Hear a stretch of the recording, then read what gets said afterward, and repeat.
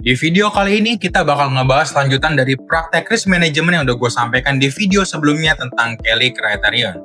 Dimana di situ gue udah jelasin ya, kalau salah satu masalah dari Kelly Criterion adalah jumlah risk per trade-nya yang sangat besar. Dan gue juga mungkin bakal ngejelasin, kira-kira bagaimana sih cara-cara penerapan Kelly Criterion agar mungkin lebih optimal bagi metode lo. Jadi langsung aja kita masuk ke videonya. Oke, jadi gue rasa pertama gue perlu buat remind lo dulu ya, sebenarnya rumus Kelly itu apa sih? Di mana rumus Kelly adalah odds dibagi odds. Di mana odds itu didapat dari B kali probabilitas kurangin Q dibagi B lagi atau risk to reward. Yang dimana sekali lagi gue tekanin ya, tujuan dari metode Kelly adalah untuk memaksimalkan pertumbuhan ekuitas lo dan juga meminimalisir tingkat kebangkrutan lo. Jadi emang secara modal ya pokoknya dia ngitung gimana cara supaya ekuitas tuh bisa bergerak sampai ke titik tertingginya, tapi chance buat bangkrut tuh sekecil-kecilnya. Dan kalau bisa lo masih kayak ragu gimana secara matematisnya, ada gue jelasin di video sebelumnya. Cuman orang yang bikin metode ini itu juga udah melakukan riset dengan berbagai macam contoh hasil trading gitu ya. Dimana dia ngambil contoh-contoh simulasi dengan risk per trade bisa di 2%, 10%, terus ada yang pakai F Kelly, terus ada berapa. Dan di antara semua metode risk per trade itu, nggak ada satupun yang secara jangka panjang mampu mengalahi F Kelly. Dimana kalau bisa ada beberapa yang tingkat risk per trade-nya besar banget gitu ya, di atas dari F Kelly. Emang kalau secara titik-titik awal mungkin bisa lebih tinggi daripada F Kelly. Tapi secara jangka panjang yang tadinya bisa lebih tinggi dari F Kelly, cenderung pasti bakal bangkrut.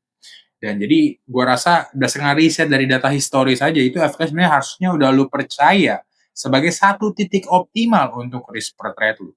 Kalau lu masih nggak percaya ya silakan aja lu coba lihat dari data backtest lu, terus lu cobalah kalau data backtest lu probabilitasnya sesuai ya, benar-benar lu masukin data backtest lu di sini, terus lu lihat rincian datanya, pasti F Kelly bakal menjadi hasil yang paling optimal dengan berbagai risk per trade lainnya, dibanding berbagai risk per trade lainnya. Cuman sekali lagi yang gue sampaikan juga, salah satu masalahnya nih, kalau bisa kita ngambil contoh kasus, lu punya metode dengan probabilitas 50%, dan risk to reward ratio lu adalah 2, 1:2, maka lu disarankan untuk menggunakan F Kelly sebesar 25%. Ya mungkin di satu titik, lu emang paham lah, lu mungkin emang udah ngerti gitu ya, apalagi udah gue buktiin secara matematis. Ya mungkin emang secara optimal di 25%. Cuman mental seperti apa yang gue perlukan ketika gue harus mempertaruhkan risk per trade-nya setiap kali gue trading, yaitu 25% dari total ekuitas. Ya anggap aja win terus atau gimana, cuman ya kita nggak pernah tahu yang namanya pasar, pasti ada aja lah masa-masa ketika lu mengalami consecutive loss. Dengan lu sekali rugi sebenarnya 25%, siapa juga yang tahan? Dan itu emang salah satu masalah yang cukup besar juga dari besaran dari risk per trade yang disarankan oleh F. Kelly. Dan seperti yang gue sampaikan ya, rumus F. Kelly ini sangat-sangat sensitif dengan data probabilitas maupun risk to reward ratio lu. Soal risk to reward ratio kita nggak perlu permasalahin lah, karena emang itu lu yang nentuin di awal lah. Risk to reward itu selalu fix lah, kalau emang lu pengen 1:2 ya 1:2 terus kayak gitu lah. Tapi probabilitas ini yang menjadi masalah. Ya mungkin kalau secara perhitungan kayak gini, 50% ini ya lu benar kalau lu pakai 25% per trade ya, pasti secara jangka panjang modal lu bertumbuh sangat tinggi lah, atau bukan sangat tinggi, tapi bertumbuh secara optimal. Tapi kalau bisa probabilitas di pasar tiba-tiba ini turun jadi 48%, atau tiba-tiba naik ke 52%, kita nggak pernah tahu. Karena seperti yang gue sampaikan nih, bahwa di pasar itu nggak ada kepastian sama sekali. Itu nggak seperti kayak lu ngelempar koin yang hasilnya ya emang cuma dua, di antara lu dapat duit ataupun dapat logo Garuda. Dimana kalau di trading ini probabilitasnya tidak, bukan probabilitas, tapi outputnya tidak terbatas. Jadi sebenarnya lu nggak pernah bisa dapat kepastian metode lu probabilitasnya berapa. Mau lu backtest sepanjang mungkin, mau bisa lu backtest 100 tahun sekalipun, lu nggak bakal pernah benar-benar tahu berapa probabilitas dari metode trading lu.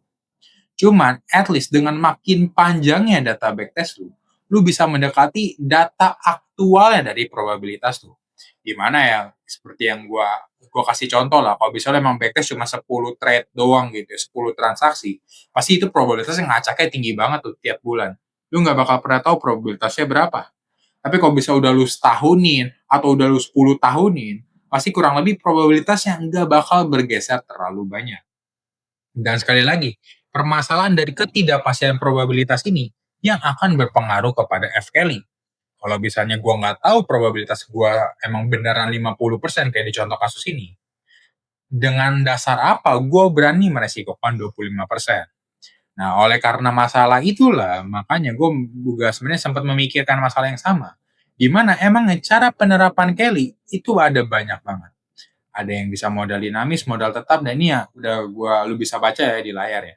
Gimana ini untuk beberapa penerapan Kelly sebenarnya itu emang gue ciptain sendiri. Jadi kalau emang lo berusaha buat mencari literatur di luar dari video ini, ya mungkin gak bakal ketemu.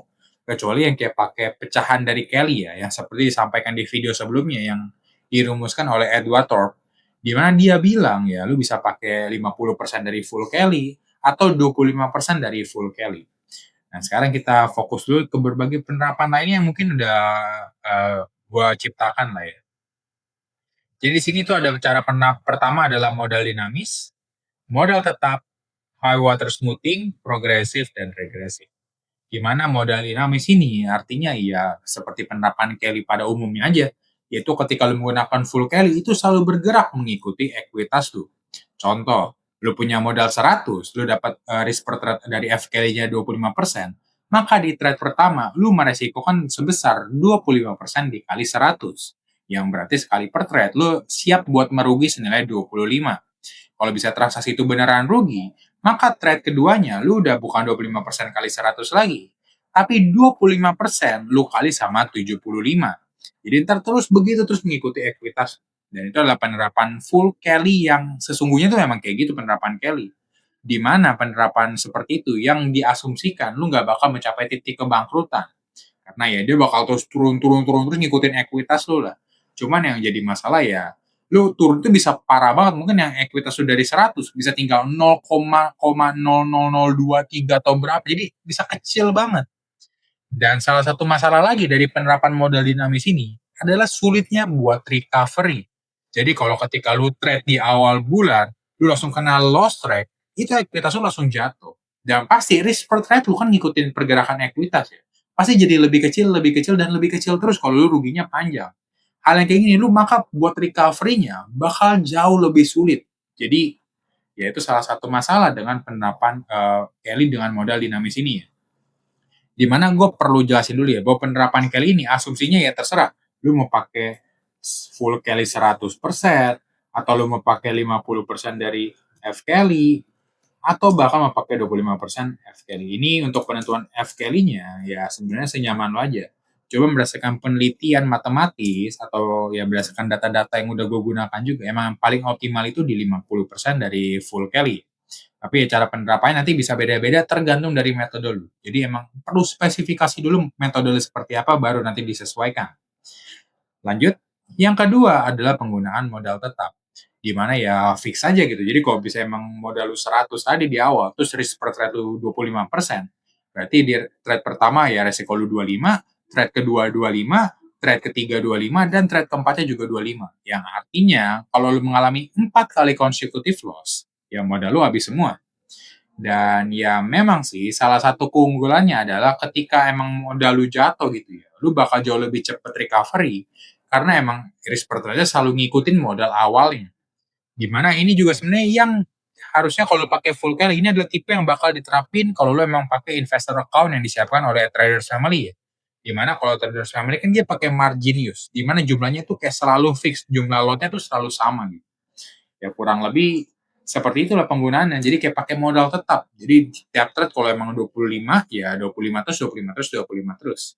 Dan resikonya apa? Ya chance lu buat bangkrut jauh lebih tinggi. Jadi saran gue emang kalau pengguna investor account di Traders Family dan lu masih bingung risk per trade-nya dan lu ngeliat video gue sebelumnya tentang penerapan Kelly, lu jangan pernah pakai full Kelly di investor account lu karena ya risiko bangkrutnya tinggi banget. Lu bisa pecah mungkin jadi 50% atau bahkan 25% ya supaya yang nggak terlalu cepat lu buat bangkrut. Yang berikutnya adalah high water smoothing, di mana ini high water smoothing juga bukan gue yang ngasih nama, gue juga nggak ngerti kenapa namanya high water smoothing. Ini suatu metode sebenarnya yang gue rumusin bareng sama ChatGPT, di mana ChatGPT ngerekomendasi nih rumusannya. Jadi itu nanti pakai peak dari equity lu dibagi sama ekuitas lu saat ini, lalu baru nanti dikali sama full carry-nya berapa. Nah, tujuannya tuh sebenarnya apa sih? Gimana tujuannya? Adalah supaya, sebelum gue jelasin tujuannya, gue kasih contoh dulu, pasti lu nggak ngerti. Jadi ini masuk peak equity adalah ketika ekuitas lu mencapai titik tertingginya itu di mana sih? Jadi kalau bisa nih modal lu dari 100, terus bisa profit gitu sampai jadi 25 lah, jadi 125. Maka nanti perhitungannya yaitu dari 125 dibagi dengan ekuitas saat itu yaitu 125 juga dikali full carry yang kurang lebih hasilnya bakal 1 kali full carry alias lu bakal pakai full carry ketika peak equity lu sama nilai equity lu itu sama. Cuman kalau bisa nanti modal lu ternyata jatuh, bisa yang tadinya sempat di 125 di peak equity 125, terus habis itu lu rugi balik lagi ke 100. Maka nanti di sini lu bakal pakainya 125 dibagi 100 dikali full carry. Jadi di mana dia berusaha untuk meminimalisir resiko yang ada di modal tetap tadi. Jadi kalau misalnya emang tadi modal tetap kan kalau ekuitas lu jatuh, lu risk per trade nggak bakal turun-turun, di sini risk per trade lu bisa turun, tapi turunnya nggak bakal sesignifikan dari modal dinamis. Gimana kalau bisa nanti equity lu naik atau sampai ke titik peaknya atau tertingginya, dia lu bakal balik lagi pakai full carry. Ya mungkin secara matematis ini kelihatannya lebih optimal ya. Ini kayak ngegabungin dari modal dinamis sama modal tetap. Intinya kayak gitu. Lalu lanjut, ada yang namanya progresif, di mana ini mirip kayak risk per trade progresif yang pernah gue sampaikan di video gue sebelumnya ya. Di mana anggap lu udah tahu full carry lu. Kita ambil contoh angka full carry-nya biar gampang di 40%. Anggap lu udah tahu full carry lu 40% dan lu percaya bahwa risk per trade 40% ini adalah risk per trade paling optimal. Dan mungkin lu ragu gitu kayak, tapi gue nggak siap buat meresikokan 40% sekali trade. Maka bisa lu pecah. Bisa kalau gue bisa contoh, gue pengen pakai seperempatnya dari 40% ini. Yang kalau bisa gue kali sama 40%, kan ya berarti hasil akhir ya gue bakal menggunakan risk per trade-nya 10%. Nanti dari 10% ini ya ngikutin kayak metode progresif pada umumnya lah. Kalau profit naik lagi 20%, profit lagi naik lagi 30%, profit lagi naik lagi 40%. Kalau udah nyampe nyentuh FKL 40%, nanti gue bakal balik lagi ke awal di 10% lagi. Jadi hanya naik ketika trade-nya itu win atau ya ekuitas lu nambah karena win trade tadi. Dimana kalau selama perjalanannya tiba-tiba gue loss, ya langsung balik lagi ke risk per trade awal yaitu seperempat dari 40%-nya. Jadi kalau bisa lu win gitu ya, win, terus kan 10% risk per trade pertama, win lagi jadi 20%. Terus ternyata yang ketiganya loss, yang tadi lu pakai 30%. Maka lu balik lagi di trade keempatnya pakai 10% lagi. Jadi ya ini emang lebih mengandalkan pada keadaan lu di saat itu, atau hasil output trading lu saat itu. Jadi mungkin secara weighting gitu ya, mungkin lebih aman. Dimana regresif adalah ya kebalikannya. Dimana ya mungkin karena lu percaya diri dengan metode lu yang emang lu jago di news trading dan lu tahu ketika awal bulan lu kecenderungannya pasti profit, lu langsung pakai full carry di awal gitu, misalnya 40%. Nanti selama perjalanan sampai ke akhir bulan, FKL lu bakal pelan-pelan turun. Mungkin di trade kedua langsung turun di 35%, turun lagi di 30%. Jadi bakal terus turun, turun, turun, dan turun terus. Jadi ya emang lu ngincar win pertamanya doang. Seperti itu. Cuman ya seperti yang gue sampaikan, metode regresif ini ya nggak semua orang cocok ya pakai ini. Di mana sekali lagi nih, ini semuanya ini gue ngide sendiri, jadi ini nggak terbatas lah potensi gimana penerapan FKL lu. Yang penting intinya lu harus tahu dulu nih, FKL lu berapa supaya lu tahu titik optimalnya itu di mana. Ketika lu tahu titik optimalnya di mana, itu tinggal lu mainin aja lah. Lu mau pakai sistem yang high water smoothing, progresif, atau lu kepikiran ide lain gitu. Mungkin lu kalau bisa ekuitas lu naik terus ya lu pakai full carry terus, tapi kalau bisa turun ya lu pakainya jadi berapa gitu. Lu benar-benar bisa kreasiin diri lu, jangan batasin diri lu dengan lu nggak bisa ngitung lah, nggak bisa apalah. Ini benar-benar banyak banget potensinya yang mungkin sampai saat ini belum gue temuin juga. Jadi ya kayak gitulah. Jadi kalau bisa penerapan full Kelly ataupun Kelly criterion yang kelihatannya kayak besar banget, ya sebenarnya lu bisa banyak akalnya, bisa lu akal-akalin. Kalau gue pribadi, sebenarnya gimana sih penerapan gue ya dalam menggunakan Kelly criterion ini? Yang pertama gue lakukan, gue bakal balik dulu ke data probabilitas trading gue.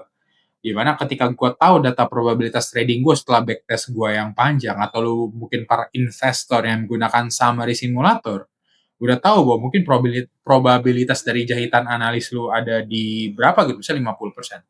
Selalu gunakan pemahaman bahwa probabilitas itu di trading nggak pasti. Lu nggak bisa yakin kalau bisa emang probabilitas lu lihat bagus banget itu di 70%, 80% atau sebagainya. Selalu percaya dan yakinin bahwa itu adalah probabilitas yang sempit. Dengan lu percaya hal ini, maka langkah berikutnya yang perlu lakukan adalah menghitung margin of error. Ya benar, gue menghitung margin of error. Jadi ketika gue nemu metode atau analis dengan probabilitas yang tinggi, gue bakal menggunakan kecenderungan asumsi pesimis buat turunin probabilitasnya. Dimana asumsi pesimisnya gue pakai ya hitung-hitungan matematika. Dimana kalau pengen cari, lu bisa cari yang namanya distribusi posterior sama kuantil. Dimana nanti ya lu bakal bisa tahu lah. Tapi kalau bisa lu males buat ngitung, ya anggap aja lu pengen kurangin mungkin 5%-nya gitu. Jadi kalau ketemu metode dengan probabilitas 65%, ya udah anggap aja metode lu probabilitasnya 60%. Cuman 5% emang agak kegedean ya. Ya, silakan lalu tentuin pakai rumus matematis atau minta AI buat hitungin kan bisa. Nanti ketika lu dapat asumsi pesimis, setidaknya ini mencegah lu nih ketika lu dapat FKL-nya itu yang terlalu overbetting. Jadi FKL-nya juga pasti bakal lebih turun ketika probabilitas itu lebih rendah. Lalu ketika lu udah tahu FKL lu berapa, langkah berikutnya biasanya gue bakal ngelakuin simulasi lah. Dimana simulasinya gue coba lah. Kalau bisa pakai full Kelly gimana selama berapa trade. Kalau 50% Kelly berapa trade itu lebih ekuitasnya yang paling optimal di mana. Dan masing-masing dari itu chance buat bangkrutnya itu berapa persen. Dimana sejauh ini dari perkembangan gue ya, dimana ya sekali lagi nih, ini gue bukan mau ngajarin lu, dimana nih kita belajar bareng-bareng. Dimana gue juga belajar, lu juga belajar. Jadi sejauh ini nih pembelajaran gue, emang paling optimal tuh keseringan di 50% F Kelly. Jarang banget yang ini kalau full Kelly ya, gue mau simulasi gimana pun, berapa banyak pun, ini chance buat bangkrutnya tinggi banget. Ya nggak tinggi banget sih, tapi kalau bisa lu punya 10% chance buat bangkrut, siapa yang mau? Jadi ini biasanya kalau udah 50% F-kali gue terapin di berbagai metode, biasanya chance buat bangkrutnya itu bisa turun sampai ke 1, berapa persen. Bisa jarang banget lebih dari 2%. Dan 25% F-kali ini biasanya chance bangkrutnya sih udah kayak 0, berapa lebih kecil lagi. Tapi ya chance buat bangkrutnya emang turun, tapi tingkat pertumbuhan modal lu juga bakal turun. Dimana kalau pertumbuhan modal dengan full kali ini bisa gila banget tumbuhnya. 50% F kali ya so-so lah dan 25% F kali jauh lebih kecil. Jadi ya senyaman lu aja. Lu lebih mengedepankan buat apa pertumbuhan setinggi mungkin atau lu lebih berpikir buat bertahan selama mungkin. Saran dari gua, lu pikirin buat bertahan selama mungkin. Dan nanti setelahnya ketika lu udah tahu ya tinggal tetapin lah. Lu mau pakai high water smoothing, progresif dan regresif atau regresif. Nanti tinggal lu simulasiin ulang kira-kira mana yang lebih oke.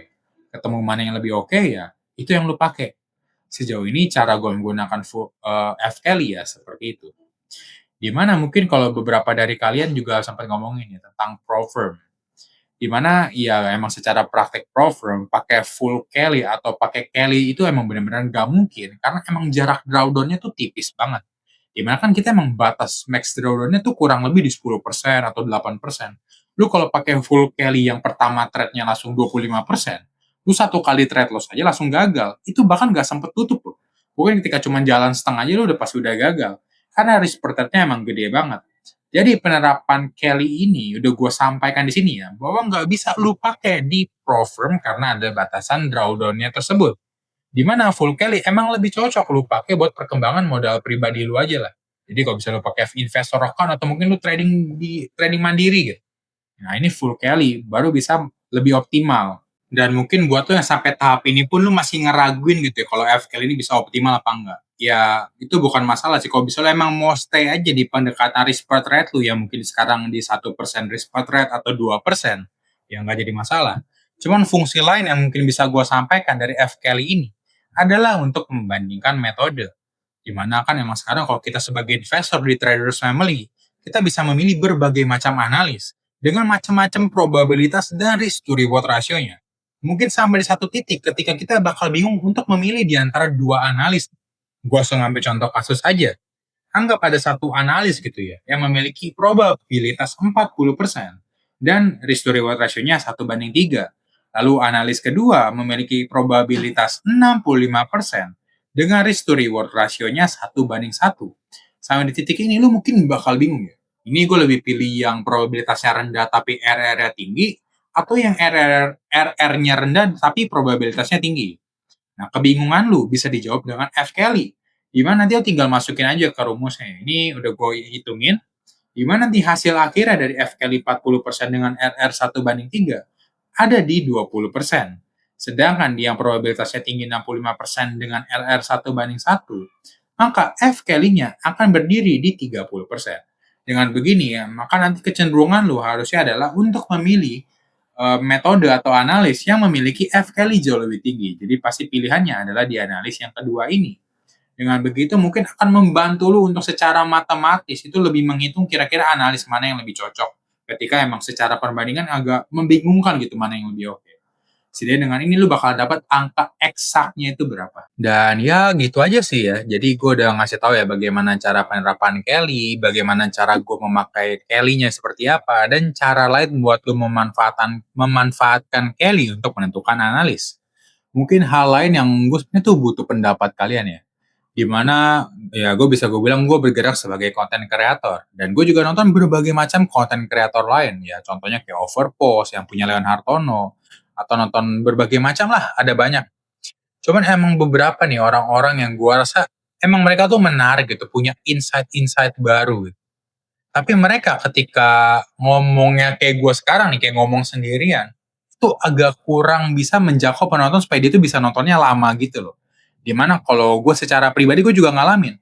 Kalau bisa overpost gitu ya, ketika dia melakukan podcast di mana si Leon itu wawancara orang lain, gue bisa tahan buat nonton lama. Karena mungkin gue ngerasa mungkin ada sisi humanisnya yang muncul di situ ya. Jadi kayak lebih seru aja ketika nontonin mereka ngomong. Tapi kalau bisa Leon Hartono sendiri yang di video sendirian terus ngajarin sesuatu, entah kenapa tuh ada kesulitan buat gue bertahan nonton satu video itu full sekali nonton. Pasti nontonnya bakal gue pecah-pecah, ntar nonton dulu berapa menit, terus itu ntar ganti, ntar nonton lagi balik lagi buat nyelesain sampai akhir. Dan gue rasa ini hal yang mungkin kalian rasain juga ya ketika ngeliatin gue kalau gue ngejelasin sesuatu kan kayaknya panjang banget sekali jelasin bisa 20 menit, berapa menit. Terus gue cuma ngomong satu arah kayak gitu, pasti ngerasanya bosanin karena ya gue suka review juga konten gue, makanya gue cukup menghargain buat orang-orang yang bilang kayak bang ini ngomongnya lu kecepetan, ngomongnya nggak jelas ya. Jujur emang gue ngerasa iya karena emang gue mungkin belum terbiasa sebagai konten kreator, jadi ketika gue dengerin sendiri aja gue nggak bisa bertahan buat nonton sampai full habis gitu. Dan ya mungkin makasih buat kalian yang udah nonton sampai detik ini. Cuman hal yang gue rasa mungkin menjadi tweak atau ide baru gue rasa gue tuh pengen coba buat live streaming aja gitu. Jadi di mana gue ngejelasin materi ini itu dalam bentuknya live. Jadi nanti gue bakal nampilin data ya kayak kuliah aja sih. Gue share screen, jelasin. Terus nanti tengah-tengah sesi gue lihat kalian ada pertanyaan-pertanyaan apa, ada komentar-komentar apa. Ya nanti tinggal gue jawabin. Jadi ketika gue jelasin sesuatu, mungkin akan terasa lebih hidup karena ada diskusi dua arah. Cuman ya itu masih pertimbangan sih, gue masih belum memutuskan apakah benar-benar pengen live streaming apa enggak. Soalnya nanti kan perlu nyusun jadwal juga gitu ya. Dan mungkin yang sebenarnya gue pengen minta pendapat kalian sih, kira-kira kalau live streaming tuh jauh lebih oke daripada gue nampilin video kayak gini, apa lebih baik ya gue stay normal aja menggunakan format video saat ini. Jadi kalau bisa emang kalian berkenan untuk memberikan gue jawaban, ya bisa tolong bantu di komentar ya. Nanti ya bahan referensi atau masukan-masukan kalian akan gue pertimbangkan. Dan sekali lagi makasih, mungkin itu aja yang bisa gue sampaikan di video kali ini. Thank you and see you on the next video. Bye-bye.